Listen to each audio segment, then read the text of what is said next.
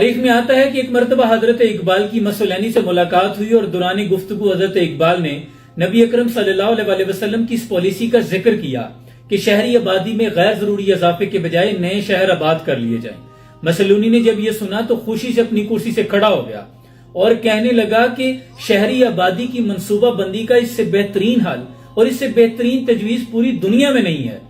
قربان جاؤں، آج سے 1400 سال قبل حضور اکرم صلی اللہ علیہ وسلم نے فرمایا کہ مدینے کی گلیوں کو کشادہ کرو، اور آپ نے فرمایا گھروں کی وجہ سے گلیوں کو تنگ نہ کرو۔ آپ نے یہ حکم صادر فرمایا کہ گلی اتنی کشادہ ہو کہ سامان سے لدے ہوئے 2 اونٹ آسانی کے ساتھ گلی میں سے گزر سکیں، اور آج پوری دنیا اسی حکمت عملی پر عمل پیرا ہے کہ شہر کی تنگ گلیوں کو کھلا کیا جا رہا ہے۔ اور آپ نے تب فرمایا کہ مدینہ کے وسط کے اندر ایک مرکزی مارکیٹ کا قیام کیا جائے، پھر اس کا نام سوق مدینہ رکھا گیا۔ آج پوری دنیا کے ماہرین یہ کہتے ہیں کہ وہ شہر جس کے وسط میں بازار موجود نہ ہو وہ ترقی نہیں کر سکتا۔ پھر حضور اکرم صلی اللہ علیہ وسلم نے فرمایا یہ تمہاری مارکیٹس ہیں، ان پر ٹیکس نہ لگاؤ، اور دیکھیں آج پوری دنیا میں جو ڈیوٹی فری مارکیٹس ہیں وہ فروغ پا رہی ہیں۔ قربان جاؤں، حضور نے سود سے منع فرمایا اور آج پوری دنیا میں فری ربا انڈسٹریز فروغ پا رہی ہیں، اور حضور اکرم صلی اللہ علیہ وسلم نے ذخیرہ اندوزی سے منع فرمایا۔ آج پوری دنیا اگر اسی فارمولے پہ عمل کرتی، ذخیرہ اندوزی کو کنٹرول کر لیتی، تو خوراک کا عالمی بحران پیدا نہ ہوتا۔ پھر حضور نے فرمایا کہ سٹے سے نفع نہیں پہنچتا، الٹا نقصان ہوتا ہے۔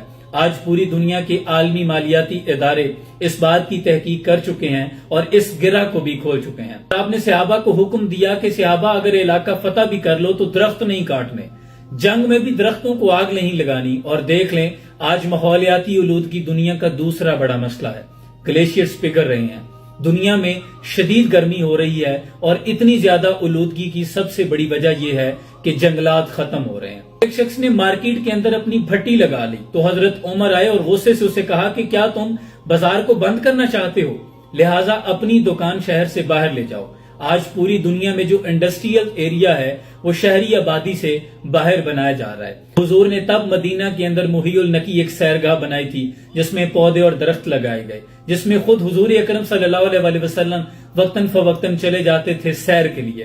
آج پوری دنیا کی جو تہذیب یافتہ قومیں ہیں وہاں پارک بنانے کا رجحان بڑھ رہا ہے کہ شہریوں کو تفریح کے لیے مواقع فراہم کیے جائیں، اور حضور اکرم صلی اللہ علیہ وسلم نے مسجد نبی کے اندر فری ڈسپینسری کا آغاز کیا جہاں سے لوگوں کو جلد اور مفت ادویات ملتی تھی۔ پوری دنیا میں آج جو تہذیب یافتہ قومیں ہیں وہ یہ کہتے ہیں کہ جو میڈیکل ہے، لوگوں کی صحت کا انتظام ہے، وہ حکومت کے ذمہ ہونا چاہیے، اور دیکھیں وہاں منتھلی چیک اپ کیے جاتے ہیں۔ حضور نے مسجد نبی کو مرکزی سیکریٹریٹ کا درجہ دیا اور تمام مدینے کی گلیاں براہ راست مسجد نبی کے صحن تک پہنچتی تھی تاکہ کوئی بھی جو درخواست گزار ہوتا ہے اسے مدینہ کے صحن میں پہنچتے ہوئے کسی دشواری کا سامنا نہ ہو۔ آج پوری دنیا میں جو کسی بھی ریاست کے اعلیٰ عہدیداران اور سربراہان ہیں ان کی جو رہائش گاہ ہے وہ اسی پالیسی کے تحت بنائی جاتی ہے۔ 1400 سال پہلے حضور نے فرمایا کہ فجر اور عصر کے بعد سونا آپ کی صحت کے لیے نقصان دہ ثابت ہو سکتا ہے۔ آج ماہرین یہ کہتے ہیں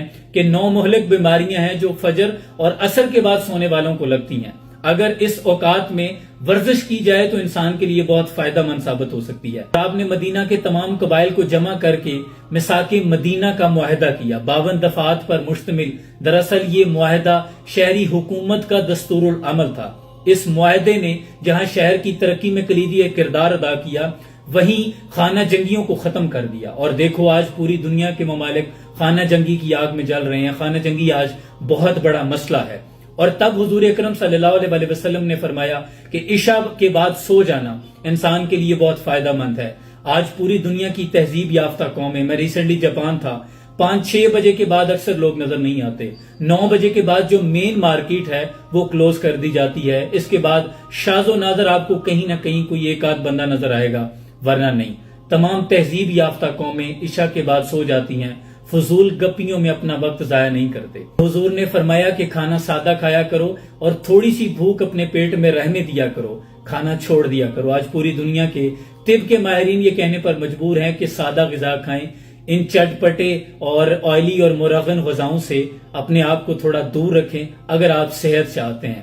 اور قربان جاؤں وہ تمام تعلیمات جو حضور اکرم صلی اللہ علیہ وسلم نے तब फरमाई, आज पूरी दुनिया उन तमाम हिकमत अमली को अपना रही है और जिन्होंने अपनाया है उनकी जिंदगियां आसूदा हैं। हम अगर नहीं अपना रहे तो आज हमारी जिंदगियों में कितनी परेशानियां हैं, सिर्फ इसी वजह से हैं। आज पूरी दुनिया की जिद्दत, साइंस जिस नुक्ते पर इतने अरबों डॉलर खर्च करने के बाद किसी नुक्ते पर किसी इजाद का दरवाजा खोलती है तो सामने तिब्बे नबी पहले से खड़ी होती है। फिर क्यों ना कहूं कि फैलाए हुए गोशाए दामाने तजस्सुस साइंस भी मोहम्मद अरबी का पता पूछ रही है। जिस सुहानी घड़ी चमका तैबा का चांद, उस दिले अफरोज साद पे लाखों सलाम, जिनके आने से मुरझाई कलियां खिली। उस कुलेबाद मोहब्बत पे लाखों सलाम, जिनके आगे तनी गर्दनें झुक गई।